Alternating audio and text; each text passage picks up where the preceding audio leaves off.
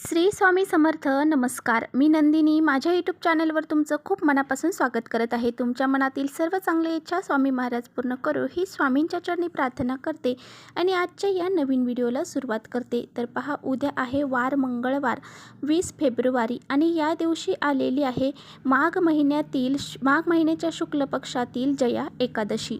या एकादशीचं पद्यपुराणामध्ये अतिशय महत्त्व आहे. माघ महिन्यामध्ये जे एकादशी येतात त्यांना अतिशय जास्त महत्त्व असतं असं म्हटलं जातं. धार्मिक ग्रंथामध्ये देखील असं म्हटलं गेलेलं आहे की माणसाच्या मृत्यूनंतर त्याच्या कर्माचे जे भोग आहेत भूत पिशाच नावाच्या अदृश्य जगामध्ये जावे लागते. आणि पहा, ही जया एकादशीचं जर व्रत आपण केलं तर आपल्याला जे असृत जग आहे त्यापासून मुक्ती मिळते. यामुळेच पहा, या एकादशीचं व्रत अतिशय विधीपूर्वक जर आपण पाळलं तर भगवान श्री हरी विष्णू आपल्यावरती प्रसन्न होत. आणि पहा, त्याचबरोबर आपल्या जे वाईट कर्म आपण केलेले आहेत, काही पाप आपण केलेले आहेत, त्यापासून सुद्धा आपली सुटका होते आणि भगवान श्री हरी विष्णूंची आपल्यावरती सदैव कृपा राहते. तर पहा, पद्यपुराणामध्ये भगवान श्री कृष्णांनी असं सांगितलं होतं की जो हे जया एकादशीचं व्रत पाळतो त्या व्यक्तीला वेदनादायक पिशाच जीवनापासून मुक्ती मिळते. म्हणजे त्यांना अशा ह्या वेदनादायक जीवनामध्ये जावे लागत नाही. त्याचबरोबर पहा, राजा हरिश्चंद्र जे होते तर त्यांनी सुद्धा ह्या जया एकादशीचं व्रत करून या दिवशीच्या ज्या घटना आहेत तर त्या आत्मसात केल्या होत्या.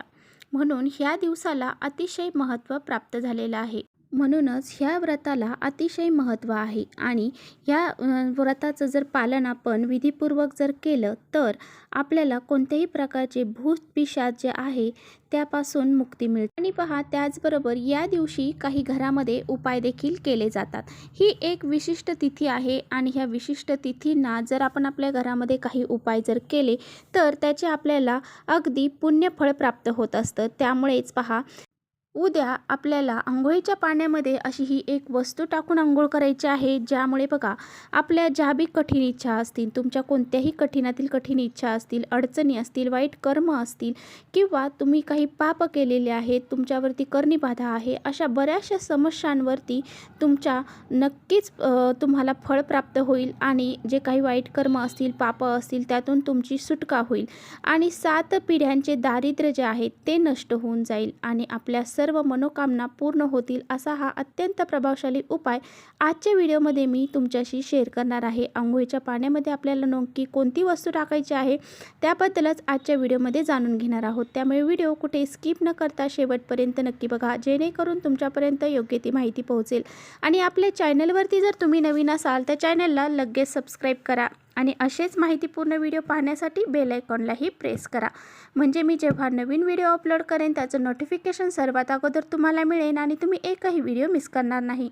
या दिवशी पवित्र गंगेमध्ये स्नान करण्याला, दान करण्याला अतिशय महत्त्व आहे. त्यामुळे प्रत्येकालाच पवित्र गंगेमध्ये जाऊन स्नान करणं शक्य होत नाही. ज्यांना पवित्र गंगेमध्ये जाऊन स्नान करणं शक्य होत नाही त्यांनी आपल्या घरामध्येच काही अंघोळीच्या पाण्यामध्ये वस्तू टाकून अंघोळ करायची आहे. आणि अशा काही वस्तू टाकून आपण अंघोळ केली तर व्यक्तीच्या जीवनामध्ये जे काही आपण वाईट कर्म केलेले आहेत, काही पाप केलेले आहेत त्यांचा नाश होतो.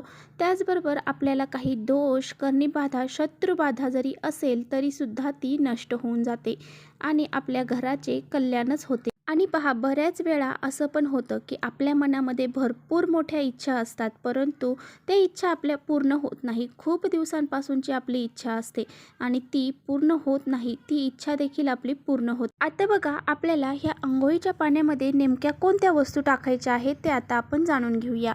तर पहा, सकाळी उद्या लवकर उठायचं आहे आणि ब्रह्ममुहूर्तावर जर तुम्हाला स्नान करणं शक्य झालं तर अतिउत्तम आहे. तुम्ही ब्रह्ममुहूर्तावर देखील स्नान करू शकता. नाही शक्य झालं, थोडं लेट झालं तरी चालेल, परंतु ह्या वस्तू आपल्याला टाकायच्या आहेत. तर सर्वात अगोदर अंघोळीचं पाणी काढायचं आहे, त्यामध्ये आपल्याला चिमूटभर हळद टाकायची आहे. आणि पहा, पवित्र गंगेमध्ये जाऊन स्नान करण्याला अतिशय महत्त्व आहे, त्यामुळे यामध्ये आपल्याला गंगाजल देखील टाकायचं आहे. आता पहा, जी आपण चिमूटभर हळद पाण्यामध्ये टाकलेली आहे, ती का टाकलेली आहे तर आपल्या जीवनातला जो गुरुग्रह आहे तो मजबूत होण्यासाठी आपल्याला ही हळद जी आहे तर ती अंघोळीच्या पाण्यामध्ये टाकायची असते.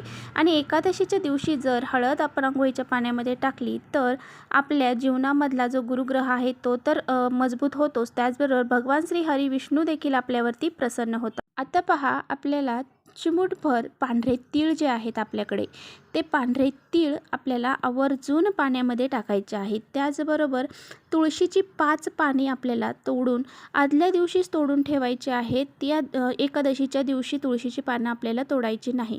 त्यामुळे आदल्या दिवशीच पानं तोडायची आहेत आणि भगवान श्रीहरी विष्णूंना अर्पण करण्यासाठी सुद्धा पानं आपल्याला आदल्या दिवशीच तोडून ठेवायची आहेत. आणि मग हे पानं आपल्याला तुळशीची अंघोळीच्या पाण्यामध्ये टाकायची आहेत. आता पहा, अशा प्रकारे आपल्याला ह्या वस्तू टाकून अंघोळीच्या पाण्यामध्ये अंघोळ करायची आहे. अंघोळ करत असताना भगवान श्री हरी विष्णूंची नामस्मरण करायचं आहे. म्हणजे आपल्याला ओम नमो भगवते वासुदेवाय नमः या मंत्राचा जप करत अंघोळ करायची आहे. आणि अंघोळ करताना बरेच जण चुकीच्या पद्धतीने अंघोळ करतात. त्यामुळे बघा, आपल्याला अंघोळ ही कशी करायची आहे, डायरेक्ट पाणी आपल्याला गुडघ्यावर किंवा डोक्यावर टाकायचं नाही. तर आपल्याला पहिला मग भरून घ्यायचा आहे, उजव्या खांद्यावरती अगोदर पाणी टाकायचं आहे. दुसरा मग भरून घ्यायचा आहे, तो डाव्या खांद्यावरती टाकायचा आहे. आणि तिसरा मग भरून घ्यायचा आहे, आपल्या डोक्यावरती टाकायचा आहे. अशा प्रकारेच आपल्याला अंघोळ करायची आहे आणि आपल्याला सांगितल्याप्रमाणे मंत्र म्हणायचा आहे. जर तुमच्या आज तुळशीची पानं तोडून ठेवायचं लक्षात राहिलं नाही तर तुम्ही एक गोष्ट करू शकता. तुळशीच्या खाली पहा, भरपूर सारे मंजिऱ्या पडलेल्या असतात किंवा मग पानंसुद्धा पडलेली असतात. तर ती पानं आपल्याला धुवून आपल्या अंघोळीच्या पाण्यामध्ये वापरायची आहेत. अशा प्रकारे आपण उपाय केल्याने आपल्या जीवनातील जे काही संकट अडचणी आहेत त्या दूर होऊन जातील. आपल्या कठीणातील कठीण इच्छा पूर्ण होतील. त्याचबरोबर आपल्या जीवनामध्ये जे काही करणी बाधा असतील, काही संकट, काही शत्रुदोष आपल्याला लागलेले असतील, ते सुद्धा नष्ट होऊन जातील. असा हा अत्यंत प्रभावशाली उपाय उद्या सकाळी आपल्याला अंघोळीच्या पाण्यामध्ये करायचा आहे. तर इथेच थांबवते माझा व्हिडिओ. तुम्हाला जर व्हिडिओ आवडला असेल तर नक्की लाईक करा. चॅनलवर नवीन असाल तर चॅनलला सबस्क्राईब करा. परत भेटूया अशा छानशा व्हिडिओसोबत. तोपर्यंत श्री स्वामी समर्थ.